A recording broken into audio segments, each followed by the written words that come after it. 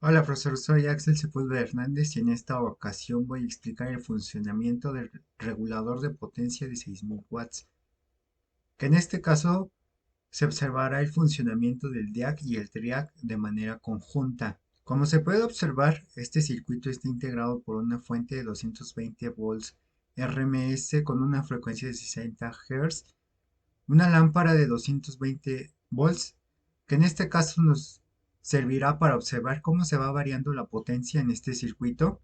Tenemos una resistencia de 3.3 kiloohms, un potenciómetro de 220 kiloohms, otra resistencia de 8.2 kiloohms, dos capacitores de 100 nanofaradios, un DIAC, que en este caso es el 1N5758, un TRIAC 2N6073BG, una resistencia de 47 ohms y un capacitor de 100 nanofaradios. En este caso, este circuito es similar al dimmer, ya que con este se regula la potencia. En este caso, la carga es una lámpara, la cual, dependiendo de la potencia que se entrega a esta lámpara, va a ser la intensidad luminosa que va a tener. Como observamos con el dimmer, la configuración es similar. Lo único que cambia es en este punto. Aquí tenemos un arreglo RC, pero va a tener la misma función que en el dimmer, la cual es controlar la activación y desactivación de este DIAC. Además contamos con estos otros dos elementos, que es la resistencia y el capacitor, el cual va a realizar una corrección debido a la carga inductiva que se tenga aquí. Por lo que a continuación veremos el comportamiento en un osciloscopio al tener este circuito. Observamos que aquí tenemos en la línea amarilla el voltaje de entrada, es decir, el voltaje de la fuente. En este caso, se observa que tiene un voltaje pico de 311 volts. Además, aquí observamos la línea azul que corresponde al voltaje que recibe el DIAC, por lo que vemos que tiene un valor pico de 24.3 volts. Es decir, este voltaje es el voltaje en el cual los capacitores ya están completamente cargados y entonces es lo que recibe el DIAC, y con eso, a partir de ese voltaje, va a empezar a conducir y entonces el TRIAC se va a activar. Como vemos, aquí la intensidad luminosa de este foco es poca, ya que, como observamos aquí, aquí está el valor pico, el voltaje máximo, que es en este caso el mínimo que debe de recibir el DIAC para activarse.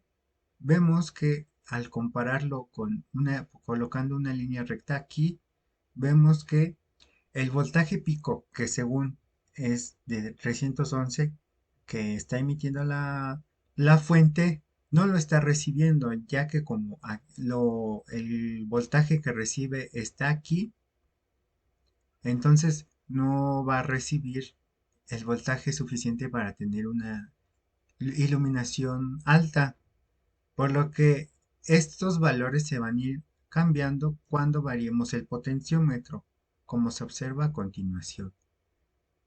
Aquí podemos ver cómo al variar el potenciómetro, la lámpara se ilumina más, es decir, deja pasar más voltaje.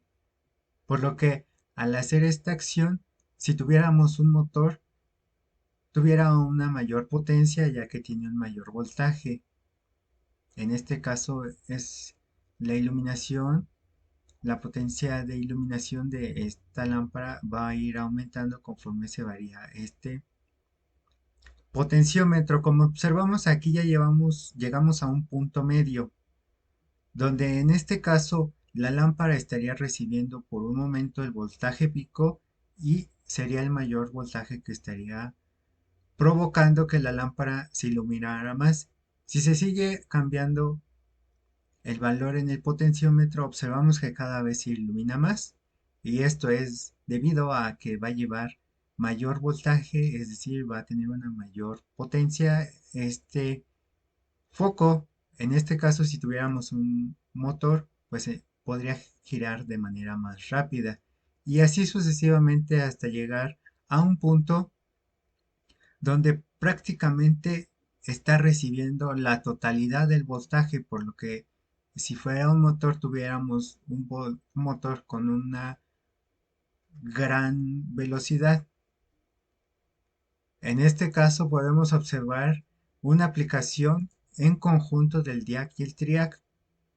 Además, otro punto muy importante que tiene el TRIAC es de que, como se mencionó, aquí vamos a tener un voltaje pico o un voltaje máximo, dependiendo en dónde se localice. Aquí en este caso va a tener a partir de este voltaje, de este punto va a recibir el voltaje, pero el triac se va a desactivar cuando llegue el voltaje a cero.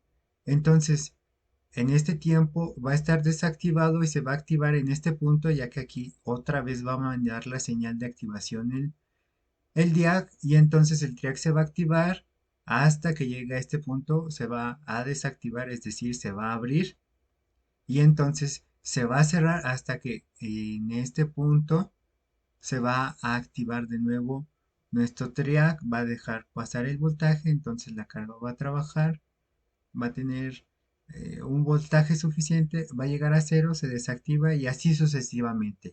Por lo que este es el funcionamiento del triac y diac que tenemos en este circuito, la cual va a regular la potencia, que en este caso la estamos observando según la iluminación de este foco. Por lo que eso sería todo por esta práctica. Gracias.